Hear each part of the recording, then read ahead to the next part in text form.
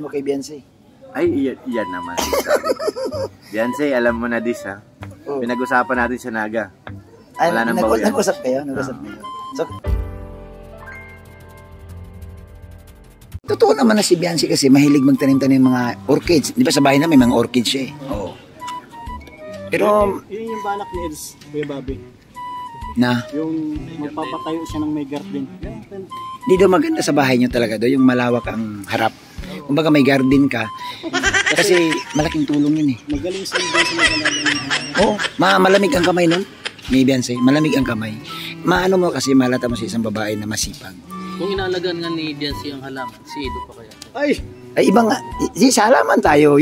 Bakit napunta naman kay ano mo? Kumbaga, yun na nga yung binibigay ng importansya eh. Yung mahal niya pa kaya.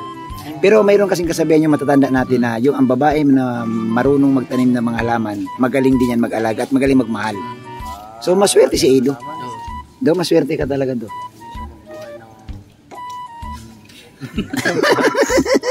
Ito Edo talaga.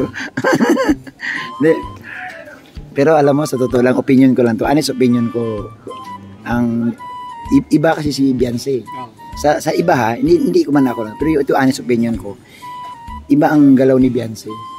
Yung galaw ni Beyonce kasi hindi sa yung tipong maiinis ka. Yung kanyang mga kilos bro, hindi kayo maiinis ka.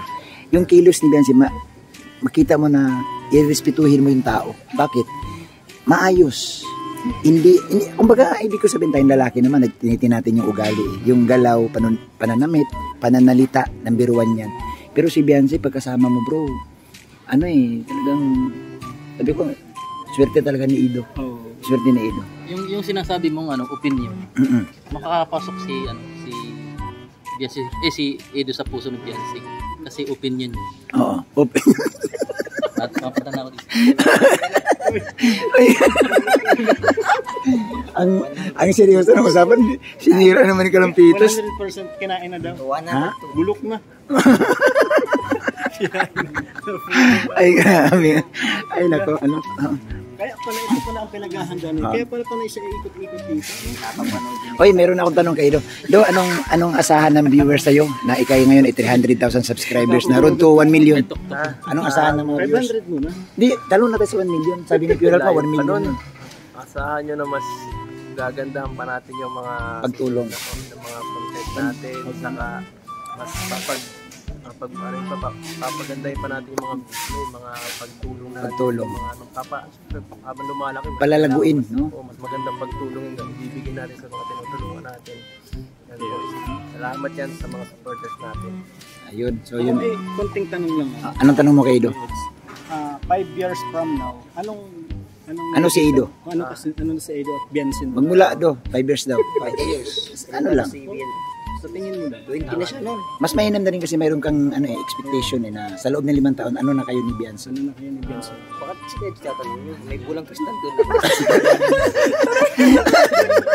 Ay, kumasama to. Wala dito kasagutin. Bro, ikaw lang mamaya ka na bro. Ito muna bro. Mas maganda ko sa kanya, di ba? Mahirap Mamaya na yung second opinion na lang yung bulang kristal doon. Mahirap kasi kapag sa hula na tayo asa eh. Bulabog tayo dito. Bulabog tayo dito. Malabo. Ayan. Ayaw maniwala sa bulang kristal. Ayan. Oo, yun. Tanongin nyo na lang. 5 years from now, ano na yun ang nakikita mo? Pagtrabahong tanong yan. Parang may basihan tayo, di ba? May guide tayo. Ano ba yung point of view mo na nakikita mo. Gusto ko marating ito. In 5 years ba, plano mo sa abroad kayo o dito lang din sa Pilipinas? 5 years, ibig sabihin 5 years anniversary na yan. Oo nga. Isang words, right? Mas matanda. Pero mahirap natin yan sa panahon eh. Oo nga. Tama. Puntahan mo yung bulang kristal. Uy. Sige. Anong sabi mo na? Pagkakataon mo na to. Sige. Anong katanungan? Sa loob na, in 5 years, ano na sila si Edo at si Beyonce? Magaganap sa ibang bansa 5 years anniversary. Nakakita ko sa bulang kristal. Ay, grabe. Medyo malabo dito. Lumipat tayo sa medyo maliwanag. Ayan, sa maliwanag. Kristal nga eh. Parehas lang. Yari tayo sa mga viewers 5 dito. years! Oh. Ganap ang anniversary sa isang bansa na kung saan mayroong Sakura. O ano, Japan yun ah. Japan! Abangan! Ay, grabe mga viewers. Pasensya na kayo ha. Nagbibiruan lang kami dito. Oo.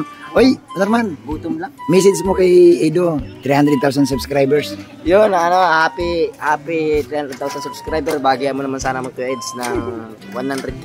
Oh. Parang pagkain lang pinamimigay ah. Yes. Supportahan niyo po kami sa 300k subscriber po ni Kuya Edo. Baka po yung kahit 50k na subscriber. Malipat sa'yo. Hindi lumipat, bali ano lang. Dumalaw. Dumalaw ba? Dumalaw. Minsan. Sa ating lahat. Sa ating lahat. Ayan. Bro, message mo kay Edo sa kanyang 300,000 subscribers. Sa akin, Kuya Bobby, ano lang naman. Parang nasa kanya na lahat eh. Oo nga. No? Pag-ibig, Blessings. blessings. Andiyan na eh. Sa akin na lang mas Damihan pa or palaguin pa yung pagtulong. pa yung Katulad pagmamahal kay Beyonce. Ay, pagmamahal kay Beyonce. Tama ka boy. Oh, ano. So sa'yo palalaguin yung pagmamahal kay Beyonce. Mas lalo niyang palaguin kasi yung iba kasi parang mas hindi siya showbiz. Oo. Pero pag silang dalawa lang naman kasi Ay, oo. makikita natin. Wala yung pagiging teacher. Oo. Bakit? Pag silang Kasi dalawa. kulang kristal. Guys, sa akin na more blessing pa kasi halos naman sa kanya na lahat. Kaya yung nahanap ng isang babae. Oo. Kaya yung 300,000 is parang talaga. Ano na lang yun. Kumbaga, bonus na lang, oo. sa mga natanggap niya ngayong taon. Pero bro, anong hindi kita? Ano bro anong nakikita mo kay Beyonce bro? Bakit may paliwanag mo sa akin. Ano bang nakikinita mo kay Beyonce? Para kay Edo. Si Beyonce kasi parang total package na eh. Ibig sabihin talagang tumpak na tumpak Tumpak talaga. na silang dalawa, maganda, mabait, maalaga sa family oriented. Tsaka bro, kumbaga ang galing niya manamit. Oo. Kaya nga tinawagan ni Kuya Bal na Marimar eh. Yun lang nga si Kuya Bal. Solid supporters ng EDSI. Idsi. Wala nang kumbaga Even kahit si Founder na nahuhumaling kay Beyonce. Kaya sa EDSI bulang ano, anong nakita mo bro? Anong nakita mo? Marimar, lumaki sa tabing dagat.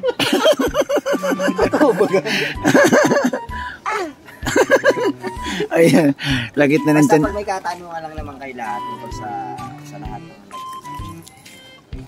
kayo, marami kayo tanong sa EDSI, di ba? Ako lang tanongin nyo. Ay, ikaw tatanungin. Kasi umaasa ka sa Kulang kristal. Anong Kasi medyo nalulubat na tayo eh. mag-charge ka muna. Okay, salamat mga viewers. Salamat po. Ayan, grabing komedyanteng kasama namin. So, sa inyong lahat po, maraming salamat sa lahat ng mga viewers na nakaantabay. Yan, banding. Good vibes na muna. Good vibes. Kasama ang team ni Kalinga Prab. Yan, salamat po sa lahat. No. Message mo lo kay Kalinga Edo sa kanyang 300,000 subscribers. Grabe. Sana mas marami pang matulungan si Kuya Edo, syempre. Sana mas sa susunod maging 400 na po. And, Hanggang 500. hanggang 500 mag-1 million. And Ay, para grabe. mas maraming Matutulungan. and sana mas more power po sa channel. Sa health din ni Kuya Edo. Oo. Para madami. Sana lagi siya ligtas. Lo, anong masasabi mo sa ganda ni Beyonce? Ay, grabe. Ayan medyo kilig tayo ngayon do. Maganda kasi si Beyonce, bagay na bagay kay Kuya Edo. Kinikilig ako. Di, matangkad kasi bro. Matangkad. Tapos ang gusto ko kay Beyonce, hindi siya yung tipong tahimik lang tapos pangiti-ngiti. Yan ang nagdadala ng charm ni kay Beyonce, yung kanyang ngiti eh. Hindi baga kaya sa ibang babae na magas daw. Si Beyonce kasi sobrang mahinhin na siya. Sana naman Kuya, matured. parang sok din sila ng kwento.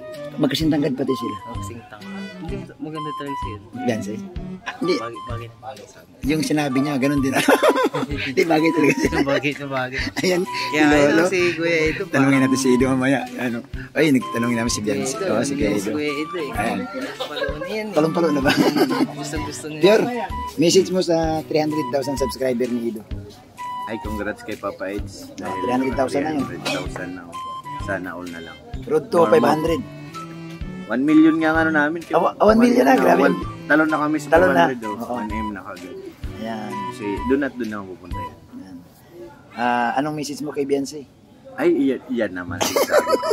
Beyonce, alam mo na this ha. Oh. Pinag-usapan natin sa Naga. Ay, Wala nang bawi yan. nag-usap kayo? Nag-usap kayo. So, ibulong mo na lang mamaya sa akin. Mamaya, ibubulong natin. Meron pala silang pinag-usapan. Nakakuha namin doon kasi bago ang birthday ni Medit. Oo. Kanya-kanya mo ng ano eh. So, mabuti nagpagkwentuhan sa'yo. Wala naman ang mga angel, kahit sino naman. Oo, mabait naman yun. Ayun. Salamat kay Pure Health. Yan. Bro, pabulong ha. Abangan niyo po ang bulong kung ano pag-usapan namin ni Beyonce. Beyonce. Allah, sila. Naku, mamaya bro, salamat. Mamaya tanungin natin si Pure Health kung anong napag-usapan. So, ayun.